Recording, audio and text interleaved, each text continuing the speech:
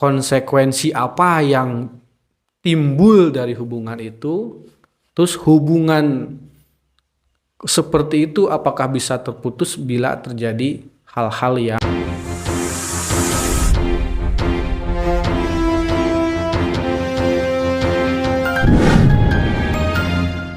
Assalamualaikum warahmatullahi wabarakatuh. Sobat dakwah, kembali lagi bersama kami di channel Dakwah Tanah TV.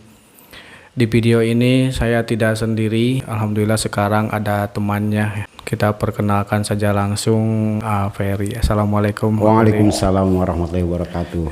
Gimana, sehat? Alhamdulillah sehat. Kang Aib gimana? Sehat juga? Alhamdulillah. Ini kan sekarang lagi viral masalah ini, hubungan skandal di luar batas itu.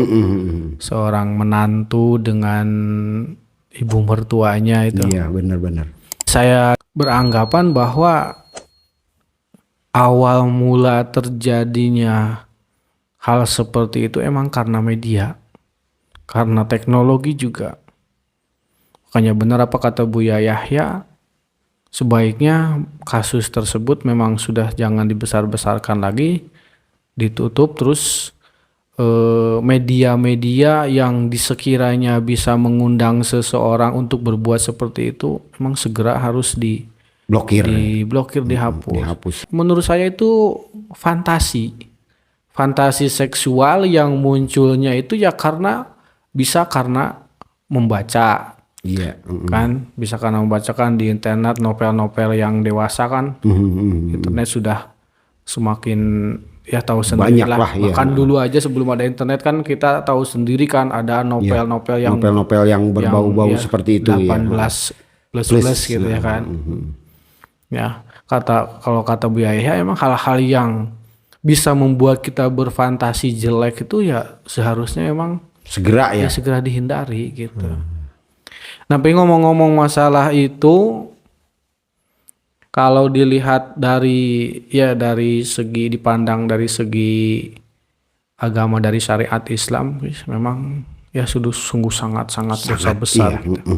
Ya sama saja dengan berhubungan dengan ibu sendiri. Ya makanya itu ya repotnya di kita itu karena dunia media sosial, terus dunia digital semakin canggih.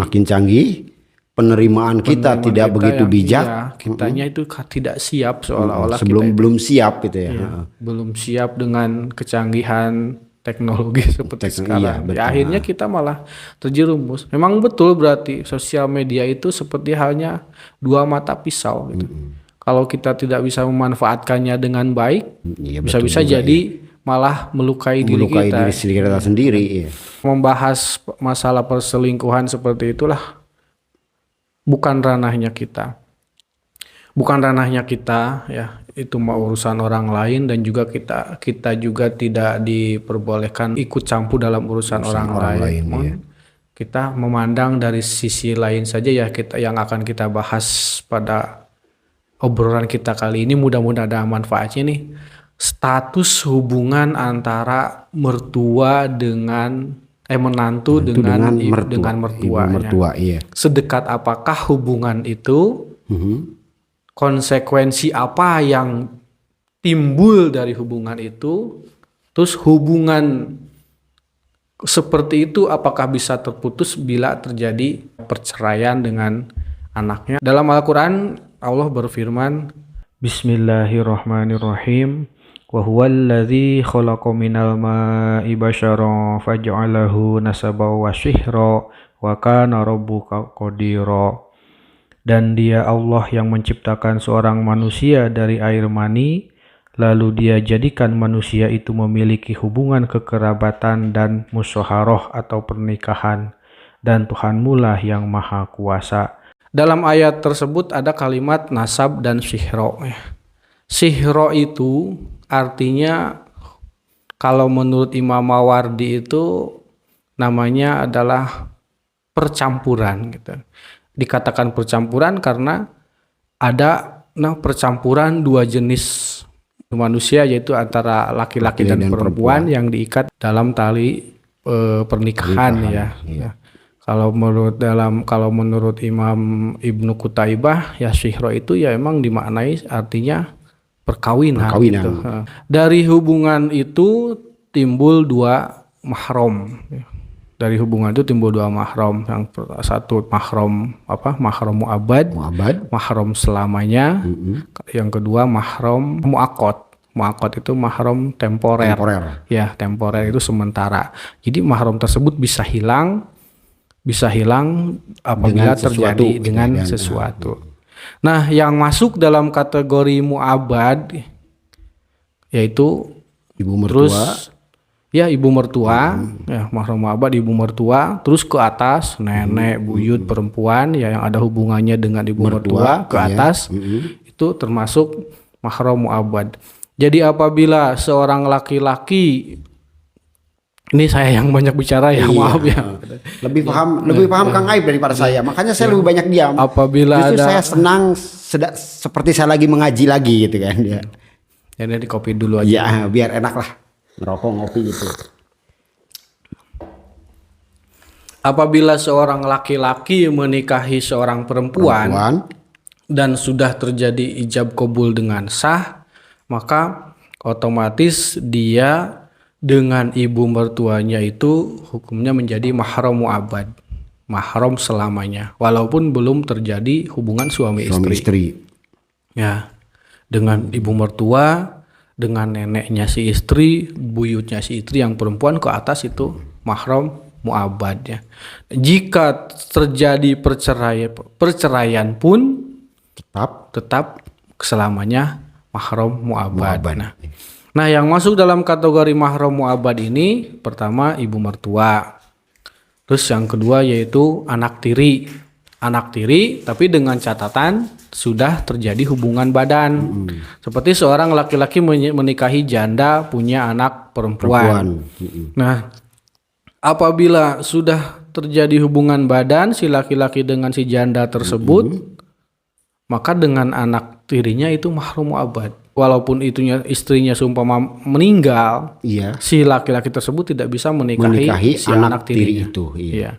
Kecuali kalau belum terjadi hubungan badan. Nah, apabila cerai ataupun ditinggal mati, si anak tersebut bisa dinikahi. Nah, seperti itu. Terus yang kedua mahram mu'aqqad atau mahram temporer, mahram sementara. Nah, mahram sementara ini bisa hilang dengan sebab terjadinya sesuatu. Contoh seperti ditinggal mati ataupun bercerai. Nah, itu mahram mu'aqqad otomatis hilang. Nah, yang masuk dalam kategori mahram mu'aqqad di sini adalah adik ipar, adiknya si istri, ya, yang perempuan. Terus sama bibi, baik dari ayah maupun dari ibu. Nah, si bibi ini masuk dalam kategori mu'aqqad ya. Seumpama kita sudah berpisah baik karena ditinggal mati ataupun bercerai, maka kita boleh menikahi bibi itu atau adik ipar. Walaupun belum meninggal ya. Istrinya. Ya kan kalau bercerai, kalau ada perceraian gitu ya. Walaupun sudah terjadi dukhul ataupun hubungan badan tetap maka. Nah, yang jadi masalah nih ya, yang di berita yang sedang viral itu menantu dengan ibu mertua. Tadi kan dalam hukum bagaimana? Tidak boleh berarti kan. Dan menjadi mahram mu'abbad. Iya. Nah, sedangkan di pemberitaan tambah heboh. Hebohnya katanya untuk menebus dosa dia ingin menikahi ibu mertuanya. Apa bisa? Dan siapa yang akan menikahkannya gitu. Kalaupun mungkin ada, itu orang ngaji enggak gitu. Apa disetujui? Nah, pertanyaan saya juga, apakah hukum pernikahan di Indonesia juga sudah direvisi? Maksudnya sudah benar-benar mengikuti hukum-hukum Islam. Hukum pernikahan di Indonesia itu kan, Indonesia kan bukan negara Islam ya. Iya. Ya, bukan negara Islam. Jadi hukum di kantor urusan agama itu ya disesuaikan dengan si pemeluk agamanya gitu. Kalau orangnya itu Islam, ya otomatis hukum Islam yang diterapkan. Iya pasti. Ya kan? Pasti. Otomatis itu. Dan kalau yang itunya non Muslim, ya otomatis hukum agamanya dia. Makanya namanya kantor urusan agama. Bukan kantor urusan agama Islam. Di semua agama diurusi di situ. Iya betul. Kayaknya tidak mungkin terjadi. Tidak mungkin terjadi ya. Mungkin hanya dia bentuk kekecewaan dia karena pemberitaan sudah heboh kali ya. Ya karena bentuk kekecewaan, terus dia aja juga tidak tahu. Tidak tahu hukum. Tidak tahu hukum. Kalau dia tahu, dia mungkin dia malu juga bilangnya kan. Iya. Iya betul. Mungkin dia ya pentingnya mengaji seperti itu Kang. Pentingnya ngaji gitu kan. Ya mudah-mudahan aja ya, mudah-mudahan obrolan ini ada manfaatnya. Insya Allah nanti ke depannya saya tidak sendiri. Jadi kepada para sobat takwa semua, silahkan kalau menurut sobat takwa semua ini bermanfaat, silahkan di share sebanyak-banyaknya. Jangan lupa like-nya. Kalau belum subscribe silahkan subscribe. Baik sobat takwa semuanya, mungkin dicukupkan sekian video kita kali ini. Kita berjumpa lagi di video berikutnya. Wassalamualaikum warahmatullahi wabarakatuh.